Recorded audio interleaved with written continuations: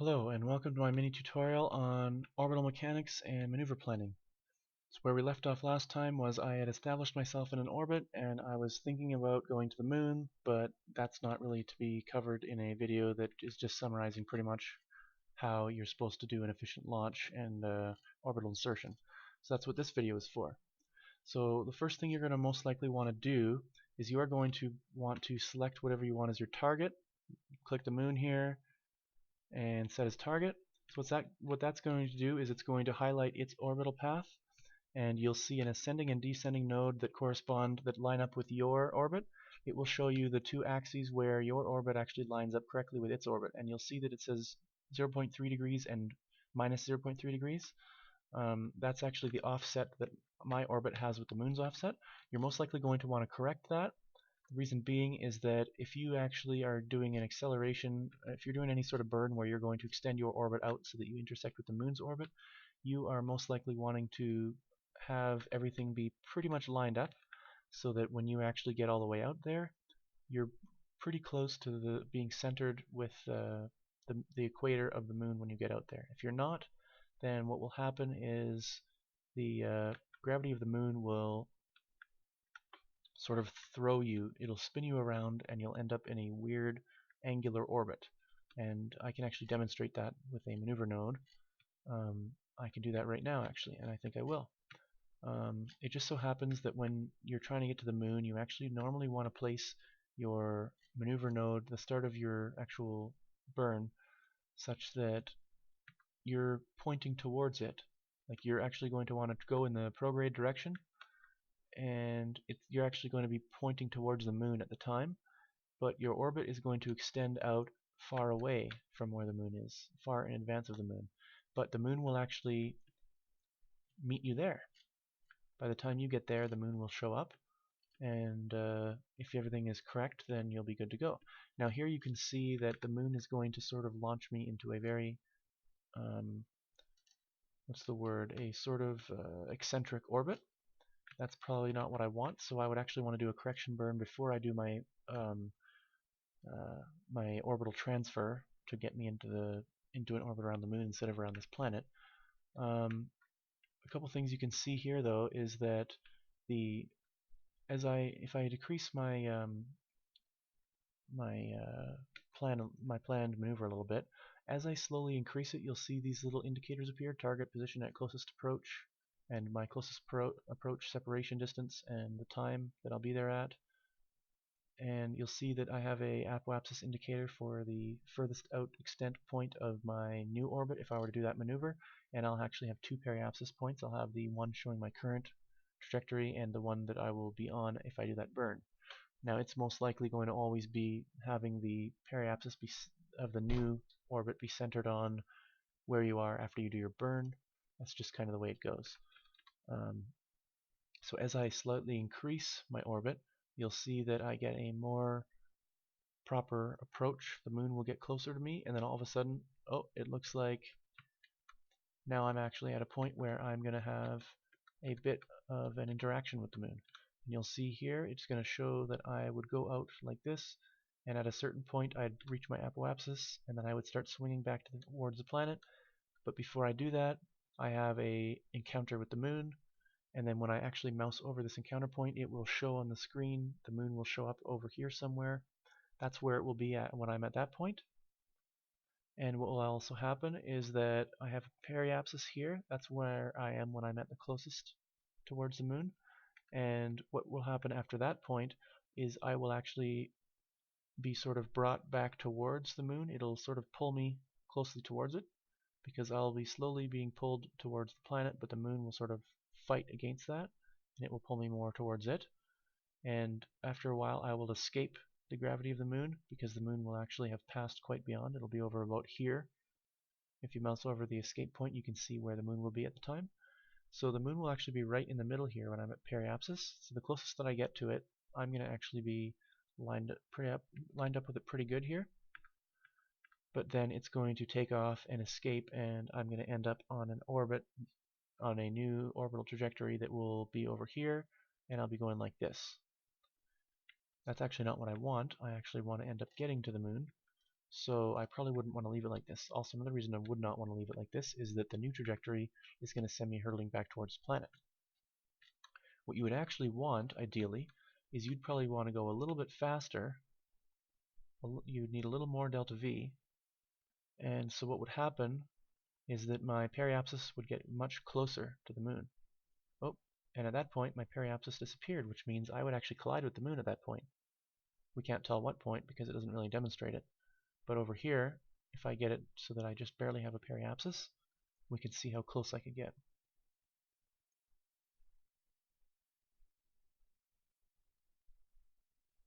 Oh, it's actually very hard to precisely control this, because you're talking about a few thousand meters when you're talking about millions of meters away from the moon.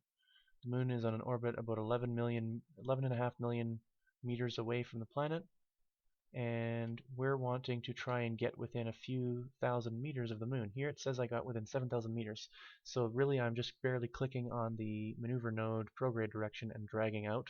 I'm doing a very slight adjustment to actually change it by those couple thousand meters. So this is much better because I really would want to get close to the moon, I imagine. So what's going to happen now is when I'm at my apoapsis, I'll be over here.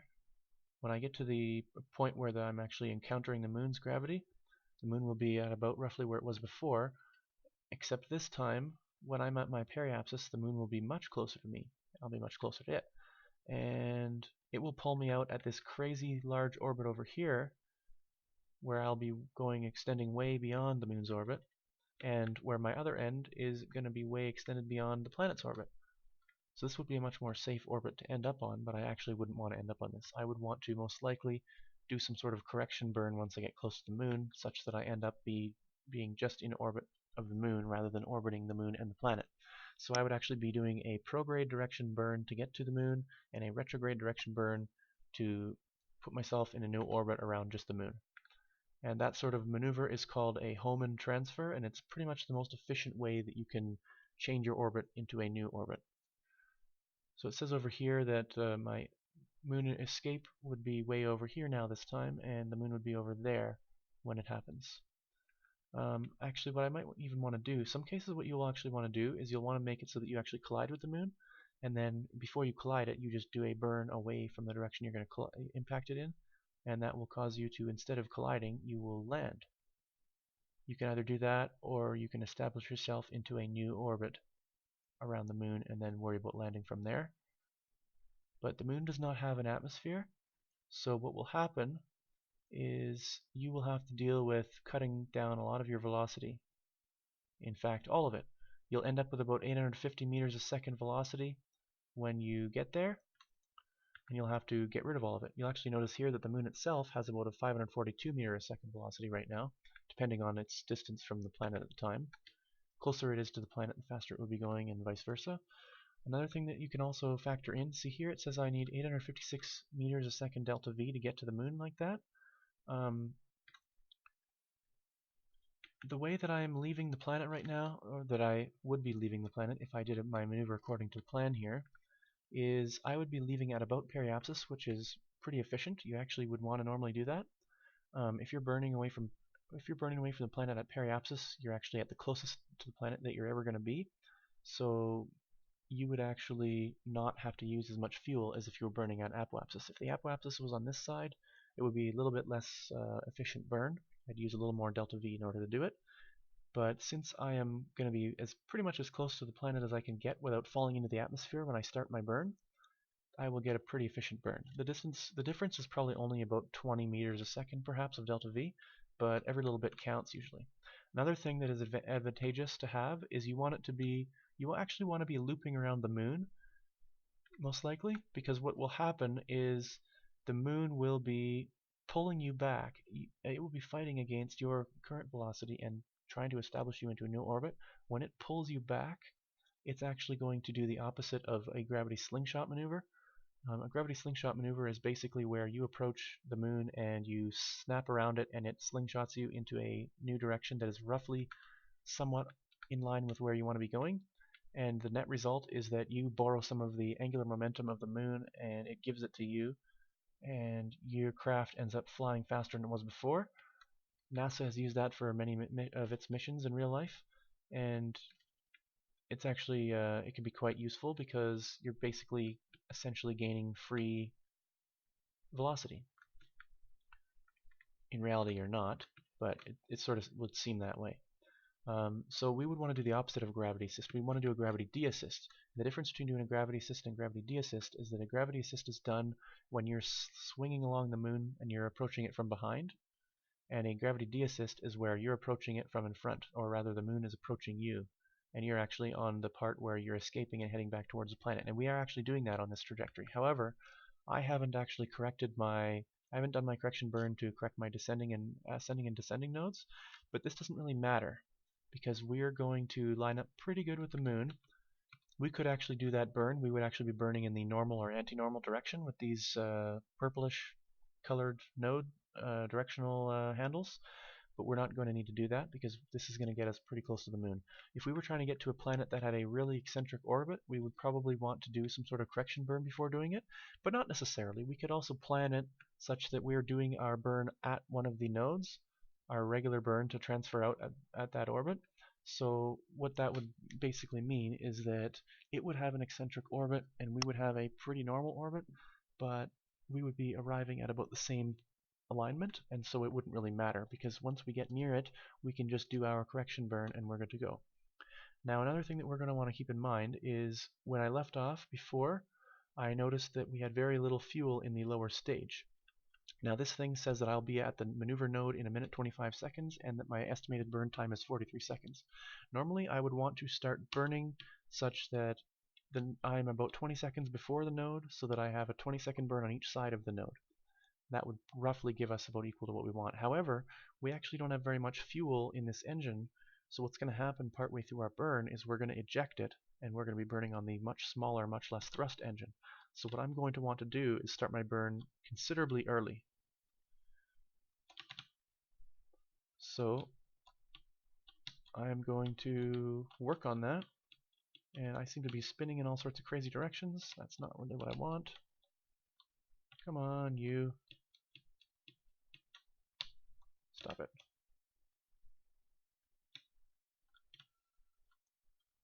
Okay, here we go. Press T to lock it in. SAS engages and corrects my orbit. I'm going to start burning. I have to. I'm actually a bit late, but that's fine. You can always correct any mistake by just burning a little bit more after to correct. There we go. As you can see, we are leaving our lower stage in the dust. It is rapidly decreasing on us because we are quickly changing our delta V. It says it's going to take me a whole minute to burn in order to actually get to the direction, the actual adjusted maneuver that I want to be going at. That's not actually entirely true because our weight is slowly decreasing as we burn fuel, so it would take us slightly less time than it indicates. And the more empty our tank gets, the more true that would be. However, it's not going to be all that appreciably different. We might be talking about a 10% difference. Another thing here is this maneuver node is now behind us, so it doesn't give us the controls to tweak the node anymore because that node was already established in the past, so we can't change it anymore. All you can do basically is you can just click to clear it. Normally what you can do when you're setting up a node is you click and you add a maneuver on your path, and you can click things, drag things around, do whatever you want to do, and it'll show you what the net result's going to be. But if you want to clear that node, either you can drag it to a different position along the existing orbit that you're on by just clicking in the center area and dragging. And what happened? Where did it go? Oh, that's strange. Or when you add your node, you can right click when you're in the center of it and it'll bring up the X, so you can actually kill that off if you didn't actually want that maneuver node. So what's happening now?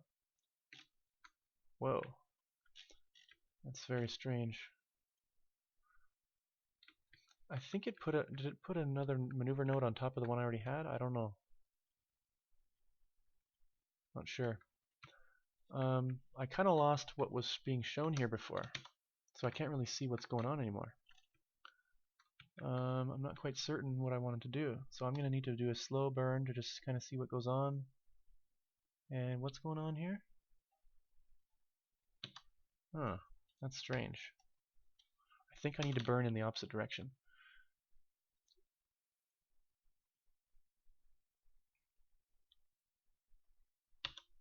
Yeah, I think that's what I need to do. Yes, because I want my periapsis to be where I'm actually kind of escaping, and it's kind of going past me. But I want to be approaching it on the side where I'm in front of it, because otherwise, see, it slingshots me off into the distance, and I don't really want that. I want to be a bit ahead of it, and I want to just barely have a periapsis. There we go. So yeah, I quite clearly used a whole bunch of extra fuel in that maneuver. I wasn't paying attention, and because of the fact that maneuver node did some weird thing on me, and because of the fact that I actually kind of overshot when I was doing my burn, the net result was that I didn't actually get the burn that I wanted, but I know that most of the time when I'm doing any sort of orbit transfer, I pretty much want to be burning according to either the prograde or retrograde direction. So I pretty much was able to just figure out what I wanted to do without using a maneuver node, and basically all I did was I spun around and I went to the retrograde direction and burned a little bit back in that direction. It wasn't actually all that much because I wasn't burning at full thrust, I was burning at a very low thrust, so I probably only wasted about 30 meters a second delta V perhaps, I'm not sure. Anyways, it says that I am on course to basically end up getting to within 12,000 meters of the moon when I approach it. That's not good enough for me. I want to go a little bit closer. So I'm going to swing around and I'm going to try and get back to it. And I'm going to just do a little tap, little tiny tap, maybe one more. There we go, 4,000. One more there. Whoa, there we go, really, really low altitude. And you will see it shows the numbers are changing all over the place wildly, and the reason for that is that floating point math with computers isn't all that precise. So what we're going to see is it's going to be jumping around like an idiot all the time. We can still usually estimate that about the middle of what it says is roughly what we can expect to see. So the moon is going to move over there and it's going to reach us there. Our actual altitude might end up being quite different. We might end up being out by a couple thousand meters by the time we get there. Basically, every little tiny tweak when you're this far away can drastically change the outcome when you start approaching the moon. In fact, even just taking off the SAS and spinning around a little bit and then locking in again afterwards, that can actually drastically change where it says that I'm going to approach it at. So if I go back and look at this, it says I'm at about 2,000 meters, 3,000 meters. It's all over the place. And it's constantly trying to readjust. So who knows what's going to go on there. But I did know that I wanted to roughly center on it so that I would be pretty much colliding with it. Not quite necessarily, but when I get closer I can adjust it more precisely. If things are too precise, if things are too touchy, the controls are too touchy when you're trying to adjust and do your little burns to try and change what's going on, you can just wait until you are closer. As you go further down on your orbital path, things will be less touchy and you will be able to much more precisely control what's going on. So usually what you do is you do the main burn to get yourself pretty much where you want to get headed, and then when you get about maybe 2/3 the way through your trajectory, then you can consider doing more of a little adjustment burn, and that will correct you to exactly where you want to be. So let's go ahead and do some time warp. I'm using the arrow keys or the greater than and less than symbols. That's the symbols on the keyboard you use to increase or decrease your zoom, your time warp. That's also the comma and period keys. So period would increase your time warp, and comma would decrease it, or greater than increases it, less than decreases it. So this saves us having to wait 10 hours to actually get our craft over there, so we can kind of get close to what we want to do much more quick. And now that I'm about 2/3 of the way there, I've taken off my time warp, and I can consider at this point if I want to actually do any sort of adjustment burn. And I just want to see what happens. I'm going to try a retrograde burn and see what happens. So I'm going to line up with the retrograde indicator on the nav ball here. Lock in, and I'm going to try a very quick little burst, and it looks like it increases my periapsis. So I'm going to try and increase it just slightly, and it says 8,400 meters now. That would actually be quite clear. I would be quite high above the moon. I wouldn't have to worry about colliding with it. The highest detail item on the moon is about an altitude of 7,000 meters, so if you are in a 7,000 meter orbit, you are pretty much safe. If you want to cut it a little more closely, then I could spin around and I could try and get her at about 7,000, and then we can see even more accurately. I can get a more precise orbit and lock it in, and we'll end up with a much tighter orbit around the moon. So I'm going to do more time warp, and I'm going to stop it just before we have the encounter, because I'm going to want to show you what happens on the path indicators before we actually get there. And what I actually could do, I suppose, is I could set a maneuver node just a little bit before the encounter happens, or the start of the encounter, and that will tell me how long I have left in terms of time before I get there. And I can actually go and check the staging view, because it's a little more interesting to you most likely, to see the motion of the moon as we sort of accelerate towards it. So the moon, it looks like it's quickly getting closer to us. Our orbital speed with reference to the planet is massively dropping. We're going to get down pretty low, and oh, now it looks like, oh, there we go. We are now much closer to the moon now. It changed the view that we were looking at. So basically, we have surpassed the maneuver node that I set, and we've actually started the encounter stage. So we're actually quite close to the moon now. And our orbit indicator here has changed. Now we can click this and we can change it so that it will indicate relative to the surface or relative to orbit. Relative to surface will almost always be slower because the object that you're orbiting around itself is spinning, and so the orbital speed is the speed that you're orbiting around the planet in, but the surface speed is your velocity relative to a given point on the planet. And so since the planet itself is spinning, you will have the discrepancy between the two. You also will notice that our velocity was decreasing for a long time because we were getting to the extent of our orbit away from the planet, and the further away you get, the slower you go. But now we're actually increasing because our velocity is indicating relative to the moon, and our nav ball has also changed to adjust accordingly as well. So now you'll see the path we were on before. We were leaving the planet and we were heading this way, and then we were going to actually loop around back and be pulled by the moon and then slingshot off again forward this way. So what's happening now, I'm going to get rid of this maneuver node because we've passed it. It's actually kind of useless. Now what's happening is we're at the stage where we're kind of heading back, and the moon is going to slingshot us around it and send us flying out in the opposite direction again. So at the very end of this orbit, what will actually happen is that you'll notice that this sort of yellowish orange path showing our path that we're going to be on after we leave the influence of the moon, what will happen is that this escape point, if I hover over it, you see a little point on the orbit over there. That's about where we're going to be on that orbit by the time we actually have escaped the influence of the moon. And you can see the moon will be about here when we escape. So it's actually a bit confusing figuring out how the interface works sometimes, but not if you get used to it.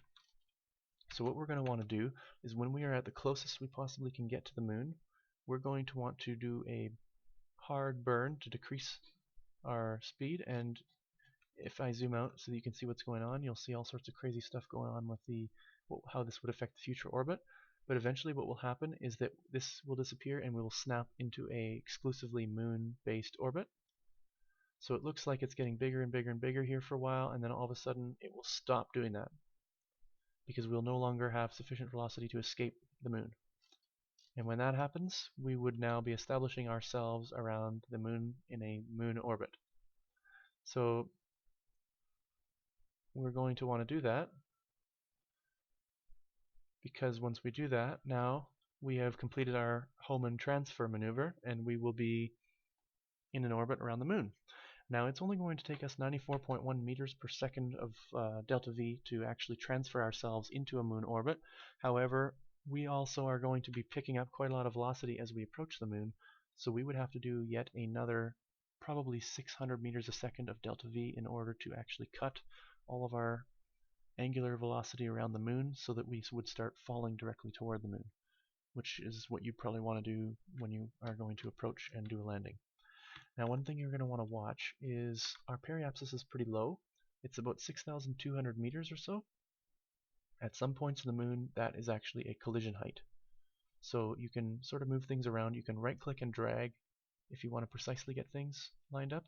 And normally you can see, because normally the blue path line that you're on, showing your current path, would indicate that it's kind of interfering, it's intersecting with the planet or the moon.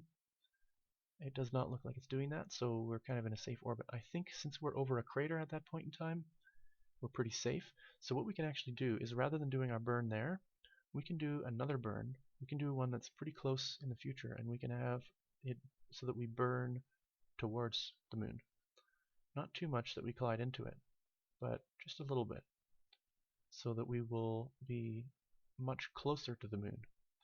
We would like to do that because the closer we are to the moon when we do our burn, the more efficient our burn is going to be. We don't want it to be so low that we're risking crashing into the thing though. So we want to get it pretty darn close. So we're doing a very delicate adjustment here. And I want to have a little bit of a margin of safety, so there we go. This is only going to take us 1.5 meters a second of delta V to change our trajectory drastically by the time we get over there. So I'm going to go ahead and do that. Normally what happens is the earlier you change your trajectory, the more efficient it is in terms of compared to adjusting it in the future. So this is only 1.5 meters a second delta V. So I'm going to do a very small little burn here to do that. And there we go. I overshot it a tiny bit. The net result is that it looks like we are now on a trajectory that's actually going to collide with the planet. So what I would want to do is spin around to the other side and do the opposite. This is roughly, see we still have the maneuver node, and it's jumping around wildly because it's saying that we basically have to go a fraction of a meter a second in the opposite direction in order to get where we actually wanted to go. There we go.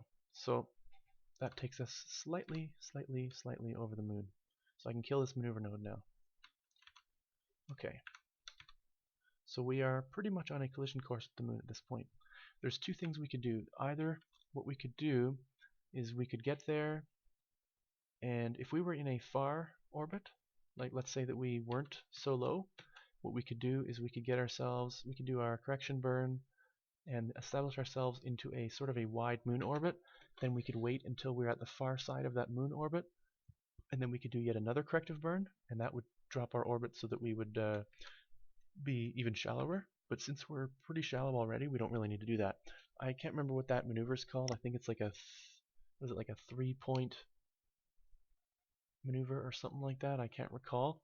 It is in some cases more efficient than the Hohmann transfer maneuver, but it's usually only in cases where you are going to want to trim your periapsis to be more narrow than it already is.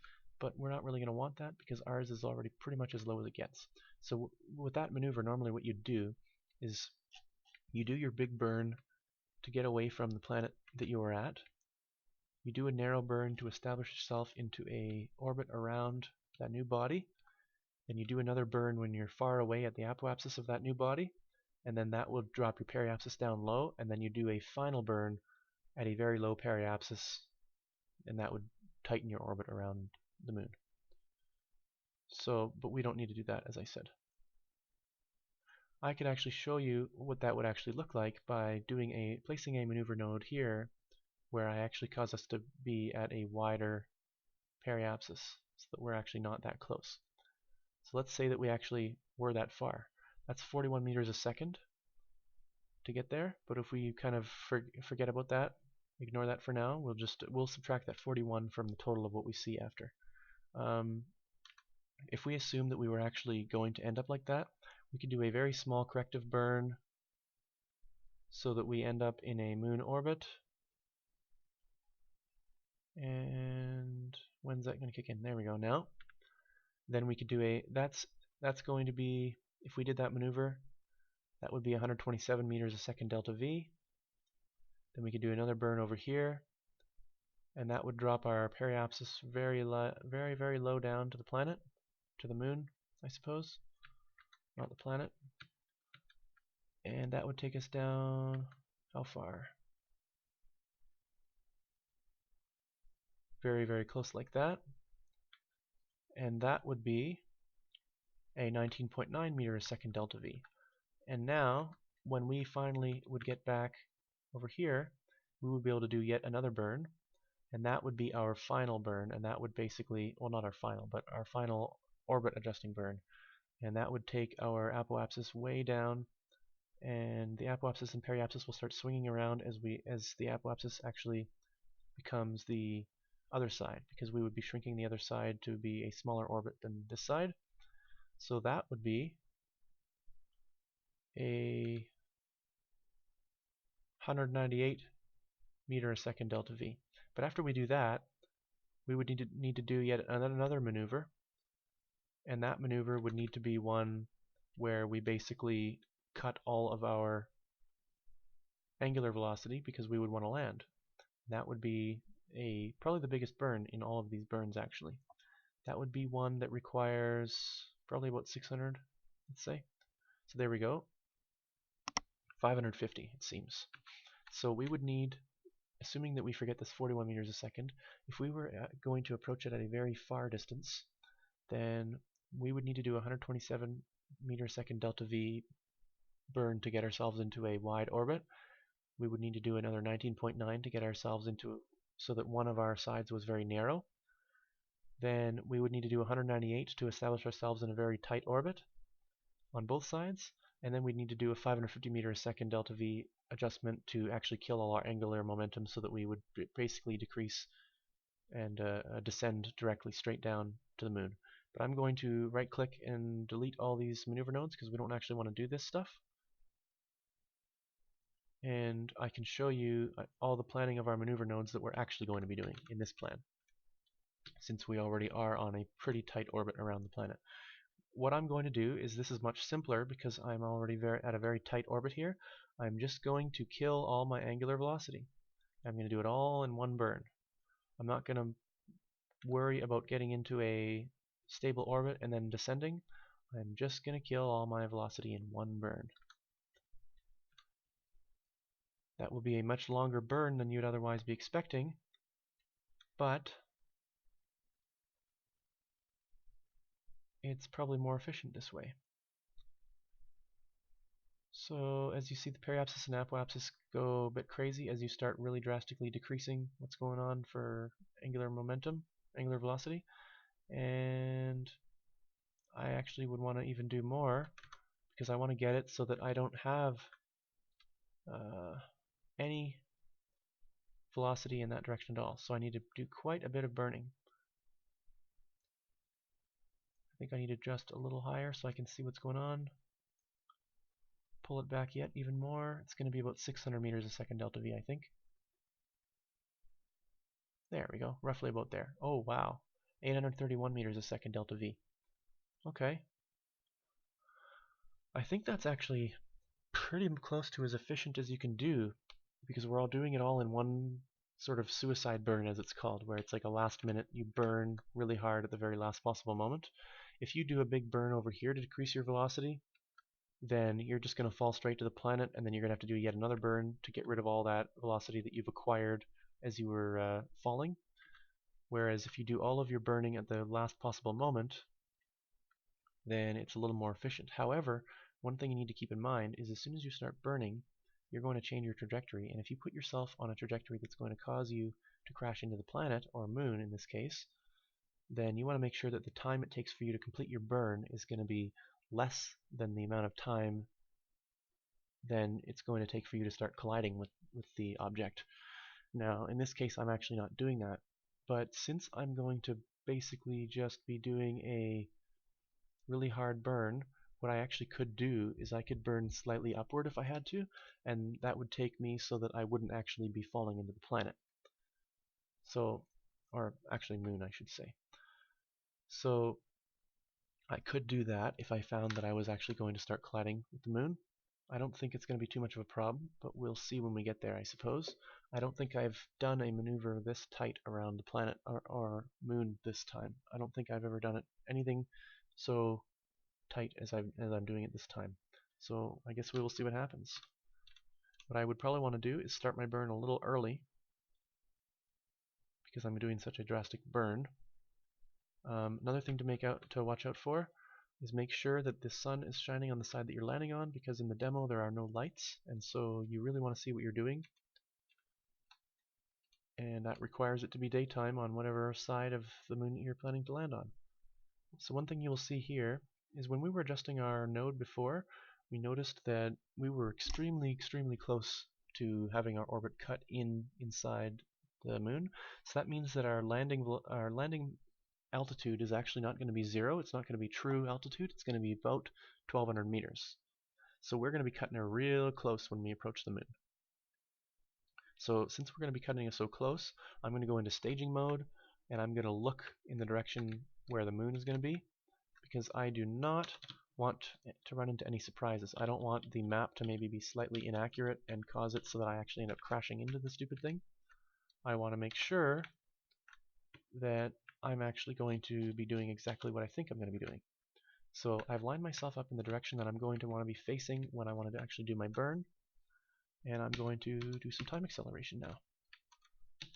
There we go. Whoa! It's approaching us very quickly. So as you see, I'm actually not rotating.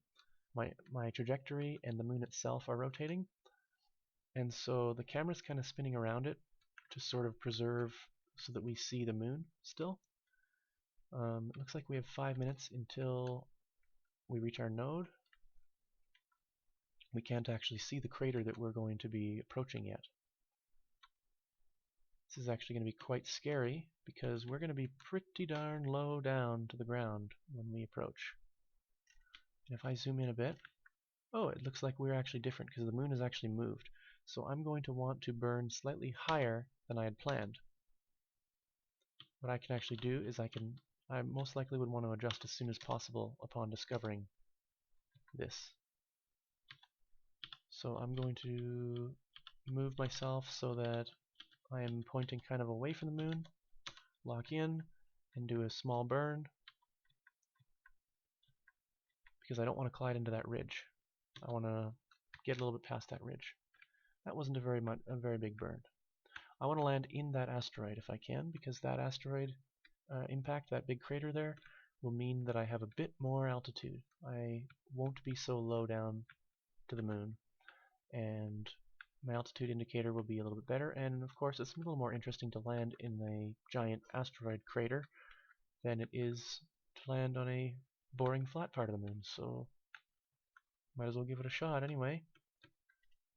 I'm just going to make sure that my trajectory is actually not going to intersect with the moon, because I really don't want to blow up, especially if I'm doing a tutorial video, and it looks so far like I'm pretty good. So I'll go back into the staging view. I will line myself up again for the direction that I want to be burning in. I will make sure to go a little tiny bit above that because I want to make sure that I'm giving myself a little bit of vertical velocity as I do my burn, because I don't want to have the problem of falling into the moon as I'm still trying to do part of my retrograde burn to slow down. Now I'm going to start the burn just a tiny bit before the maneuver node. I'm going to start it maybe at the very top of the ridge. Oh, actually, I think I'm going to need to do a bit more of a burn to go up because I seem to be losing height here. Looks like my altitude keeps changing. So here we go. Now I'm clear of it again.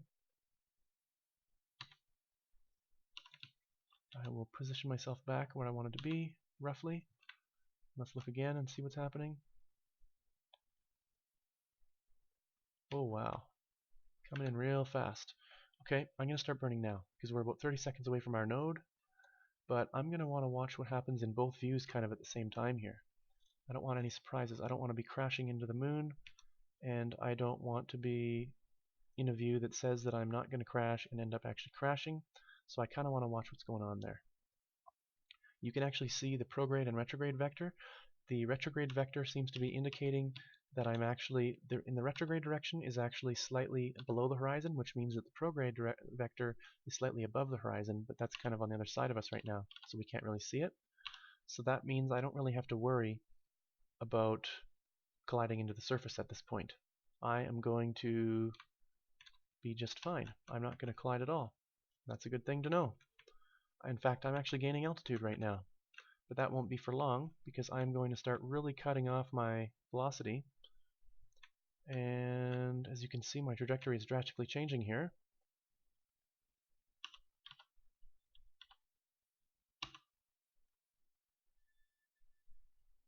So what's going on? Here we go. I think I can burn a little bit below the horizon if I'd like, because I already know that I'm kind of climbing at the moment. I don't want to burn too far down like that though, so I'll try and go in between the retrograde and the maneuver node. Okay, I think I'm going to get rid of that maneuver node now. It's not really helping me at this point. Now it looks like I'm going to crash in 54 seconds, and I have 158 meters a second of delta V. So that's actually pretty safe. But I'm going to place a maneuver node there, so that I know that's how long I have before I crash. I'm not actually going to plan anything on it. I'm just going to use it so that I can kind of know about how long I can expect if I do nothing to actually collide. So when I get down to about 20 or so, I'm going to burn hard. And the reason for that is that I think that's about how long it's going to take for me to trim off my remaining 167, 168, 169 increasing velocity. Now if I just click this little indicator, it says that my orbit velocity is actually slightly higher than my surface velocity because the moon is very, very, ever so slightly rotating. So I'm now less than 15 seconds away there. So I'm going to start burning, and as you see, the retrograde vector is actually changing, and it's going sort of towards the center now. So that means that the direction I'm actually flying in right now, the direction that I am sort of retreating into, is I'm almost vertical. Whoa! Now I turned off the engine because I wanted to see what's going on. I'm actually at a very slight velocity like that now. I'm going to want to burn there. And the retrograde vector should be pretty much exactly lined up with the center when you're right where you want to be. I'm going to lock in and I'm going to burn hard because there's my shadow. I see my shadow on the ground there. I do not want to crash. There we go. I'm actually going way too fast, but I can burn just faster and I can correct. I want to be landing at about 4 meters a second. Oh, there we go. Kill. Okay, perfect. I have landed on the surface of the moon, and I still have almost half of the fuel in my upper stage. So on about half of the fuel of my upper stage, I have pretty much done the entire orbital transfer from the planet all the way back to the moon, and I've landed on the moon. So I'm going to need a bit more fuel to take off from the moon and land on the planet again. However, I actually don't need as much, anywhere near actually as much fuel to get back, because when I get back, I don't actually have to kill all the velocity that I established to launch off of the planet in order to get back to the planet. I just need to kill enough of it so that my orbit will intersect with the atmosphere, and the atmosphere will do what's called aerobraking and cause me to slow down. So even though it looks like I have less than half fuel, which means that you'd think that it would mean that I can't actually get back home, I'm stranded here now, it's not actually true. I will be able to get home. And if I can't, I still have this monopropellant RCS fuel, and I could show you how that works, and I would be able to burn a little bit of it in order to get home. Or I could establish myself into a stable orbit around the planet, and I could launch another ship to rescue me. But that's kind of beyond the scope of what we're trying to do here. So I'm going to tell him to EVA. He's going to hop out of his little craft here. I'm going to just tell him to hop off. And he's going to fall down onto the ground there. There we go. So we've landed. We are now on the moon. Alright. So I'm also going to show you how I would want to get back, because most likely you're going to want to know how to do that. And it's not trivial to figure out how to efficiently get back to the planet if you're not used to it already. So I might as well demonstrate getting to the moon and getting back in one video. I'm not sure how I'm doing for time so far. I haven't really been tracking that, but hopefully I'm not going too long. So one thing you're going to want to know, the mechanics of what we're going to want to do in order to get back is we are going to want to burn in the opposite direction that the moon is circling around the planet in, because what would happen is we're actually still within the sphere of influence of the planet, because otherwise if we weren't, the moon wouldn't be orbiting around the planet. So all I got to do really is burn that way. I want to burn the opposite direction than the moon is traveling in. So what I can actually do is I can, because of where I am, my orientation on the moon right here, I can just launch vertically. That will send me careening away from the moon at some strange angle, and the trajectory will kind of be such that I'll go up and I'll start curving back, and when I reach the point where I'm curving back and I'm actually pointing in the exact opposite direction that the moon's traveling in, then that is where I would want to be burning prograde in, because when I burn prograde when facing retrograde to the direction that the moon's traveling in, then that means burning prograde would decrease my velocity relative to the planet, and I would fall back slowly to the planet's gravity, which is exactly what I want to do. So I will do that. I can either demonstrate it from the map or I can demonstrate it from the staging here, but I think I'll do it from the staging because I think it looks a little more nice to do that. So do I want to be facing the planet when I do this, or do I want to be facing the sun? Oh, it looks like I'll be facing both at the same time pretty much. Okay, so I will take off, and basically all you gotta do is full thrust ahead. I locked in my vertical, so I'm taking off now. I just happen to be heading pretty close to the direction that the planet is in, at least at the moment anyhow. So my orbit is extending out. Now I'm going to level off, because I don't actually want to stay at that crazy orbit. I'm going to start burning somewhat towards the horizon now, and you'll see that I'm actually burning in the same sort of direction with this 90 here. This is the same sort of direction that I was going in when I was leaving the planet. It stands to reason that if the planet and the moon are rotating in the same direction, that I would actually want to be burning in the same direction that I did when I took off from the planet, and I'll want to be burning that same direction when I'm wanting to take off from the moon. So if I place a maneuver node about here, I should be able to burn pretty much in the exact opposite direction of what the moon is traveling in, and when I do that, eventually I'll leave the influence of the moon, and I'll end up at an orbit that will cause me to drop right down to the planet. However, that would be 766 meters a second of delta V. I don't actually need that much. I just need enough so that I will intersect with the atmosphere of the planet. So technically speaking, I could go to 61,000, and that would be enough because I'd be a chunk within the atmosphere. But more accurately, I would probably want to be at about 35,000, because that's roughly halfway through the atmosphere, and that would have enough thickness of an atmosphere that it would actually be able to drastically pull me in. So it's actually still kind of touchy to try and figure out the adjustments to get to about 30,000. 22,000, 25, 27. Oh, that's 40,000. 35, 33, 31. I'll go a little bit lower than 30, maybe. 29,587. Okay, cool. That's pretty good. So I'm going to need to do a 42-second burn, and I'm going to need to do it pretty soon.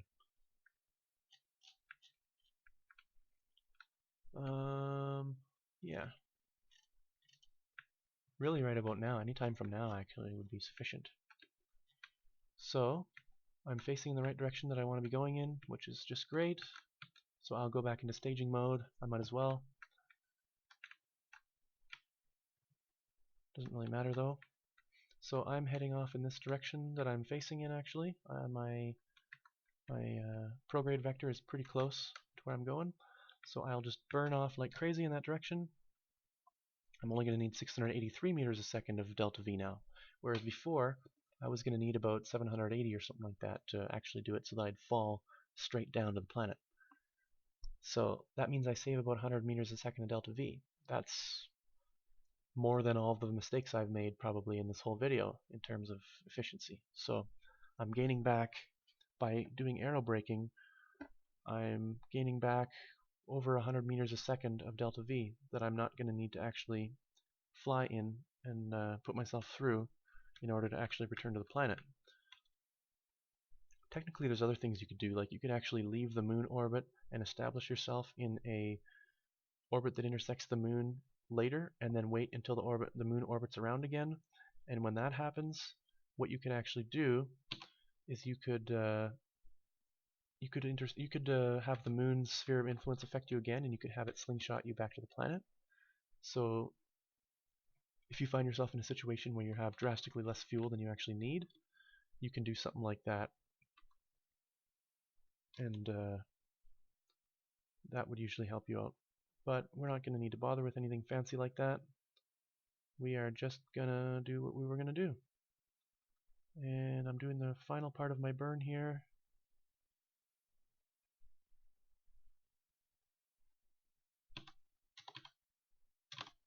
There we go, 30,000 meters. So we still have a bit of our fuel left, as you can see. So I didn't lie when I said that we didn't actually need to have more than half of our fuel. I was in fact correct, thanks to the fact that we can use aerobraking to slow down. So I'm going to go ahead and do that. I'm going to engage the time acceleration, and we're going to see what happens.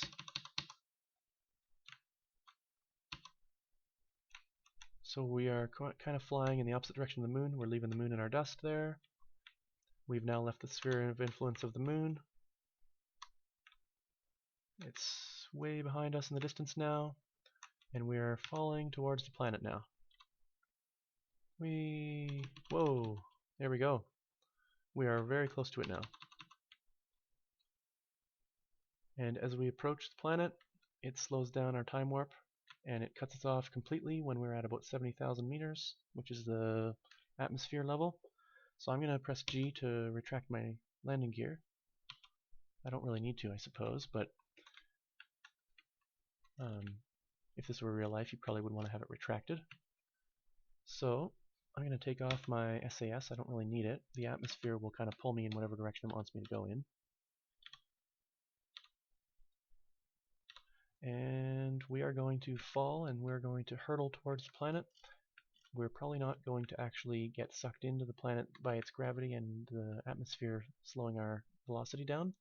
Probably what's going to happen is it's going to drastically pull our apoapsis in, and it's probably going to establish us in a stable orbit, or a roughly stable orbit, at least on the apoapsis side. So what we can actually do at this point is when it pulls the apoapsis all the way back, after we clear the atmosphere on the other side, we could actually do a correction burn, and we can establish ourselves into a stable orbit on the other side of this. So it looks like the atmosphere has actually pulled us around, and it's kind of spinning us a little bit crazily. It looks like it actually wants to point us engine first, which is interesting. I suppose it thinks that the engine is more aerodynamic than the passenger module. I suppose that's fine, actually, because we probably don't want to have the parachute be facing the side that's going to get all the wind, because we don't want the parachute to be under any undue stress, really. However, I'm not sure how much this is going to decrease our velocity. It looks like it's going to decrease it quite a huge amount. As you see right now, our surface velocity is drastically falling. Yeah, it looks like we're actually going to get brought into the planet. It doesn't look like we're going to establish ourselves in a stable orbit. So what I'm going to try and do is I'm going to try and fight that. I'm going to fly upward, and we're going to see. No, it doesn't matter. There's nothing I can do. We are going to collapse into the planet. One thing I was going to try and do is I was going to try and show how we might do a docking, but I suppose that will have to wait for another video, because we seem to be landing. That's fine though, because you probably want to see the whole process involved in returning to the planet anyhow.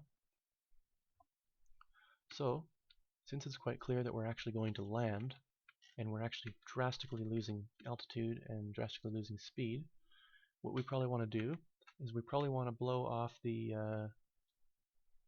upper stage and have it so that we just have the parachute and our top part. So let's do that now. There we go. And it's got a bit of fuel left in it, so it's going to explode wherever it lands. Hopefully nobody gets hurt, but course, this is a game, so it doesn't really matter. And looks like it's probably going to land near the mountain range here because it looks like our trajectory is massively being decreased by the wind resistance of the atmosphere. So the trajectory that that piece of debris is on is slightly larger than ours, but not much. Seems that we have more atmospheric drag on our small little capsule than that section has. I guess because it's longer and skinnier. And we have a very fat end to the bottom of this module here, I guess. So that kind of makes sense. So that thing has really taken off. It's over a kilometer away already. And I'm just going to engage time acceleration until we get to a point where we're not going at such a high speed. The atmosphere is going to slowly bleed off our velocity. Once it's bled off a bit more, I'm going to launch the parachute. The parachute will operate in a low drag mode where it's offering us some drag but not a whole lot. There we go. It's not fully deployed. It'll fully deploy when we're about 500 meters above the surface. So I'm going to go ahead and do time acceleration, but I'm going to try and stop it when I'm about 5,000 meters up, because I don't want it to activate when we're in time acceleration, because sometimes you'll see a bit of a thing where it will actually rip off, because the way that it simulates time acceleration in this is that it actually skips some of the processing, and if it skips the part where it just fired and it all of a sudden sees that our drag is massively increased, it might rip the parachute clean off of this module and we might crash and fall to our death. Or fall to our death and crash, I should have said. So I got off time acceleration and I'm waiting for the parachute to fully deploy before I engage it again. And our velocity, with any luck, after it fully deploys, will drop down to something that's lower than our crash resistance of our module here. Actually, I know that's what will happen. But let's see. There we go. And it looks like we're down to 6 meters a second. The resistance, the crash tolerance of this module is something like 30 or 40 or something like that. I can't remember. Meters a second, so we are definitely within safe tolerances. So I'm going to engage time acceleration again, and when we get really close, I'll take it off, and then we will have landed and completed our mission. That will have demonstrated how you can do all of the maneuvers that you're probably going to need to do for most of your missions, and that's pretty much everything you need to see. There we go. We've landed. There we are. We're now home safe. Thanks for watching.